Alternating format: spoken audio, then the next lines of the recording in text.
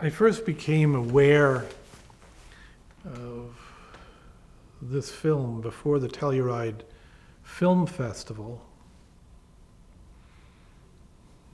I watched it almost at once.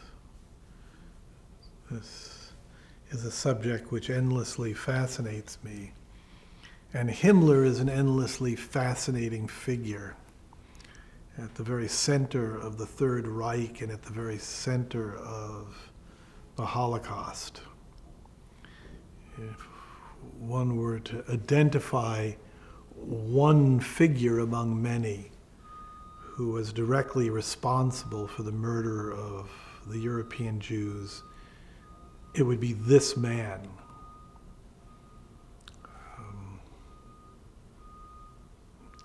And the question is, how could he do it? How could he do it? And in doing it, what was he thinking? What was going on inside of his head?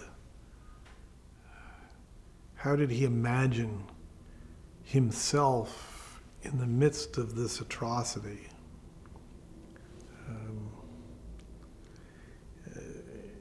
People will endlessly argue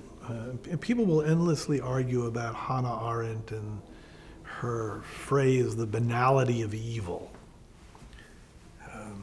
She certainly has been attacked by many people who say that she completely misunderstood the Eichmann trial. She completely misunderstood Adolf Eichmann himself.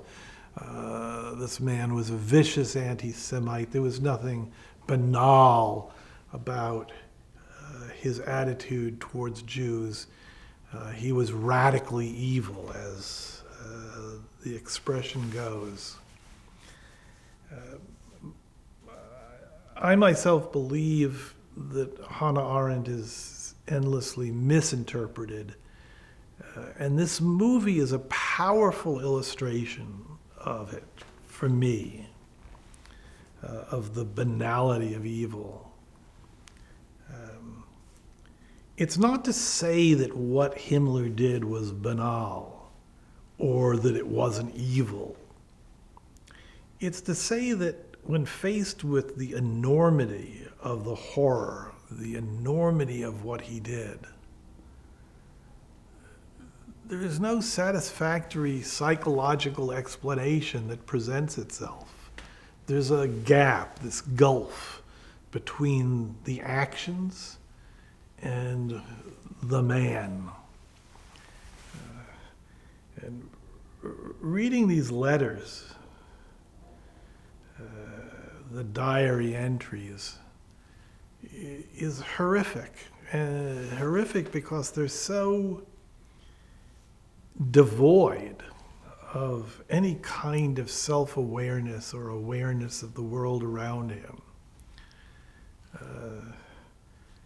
They're empty, pathetic, deeply banal, and yet we are more than aware that this man is responsible for unthinkable evil.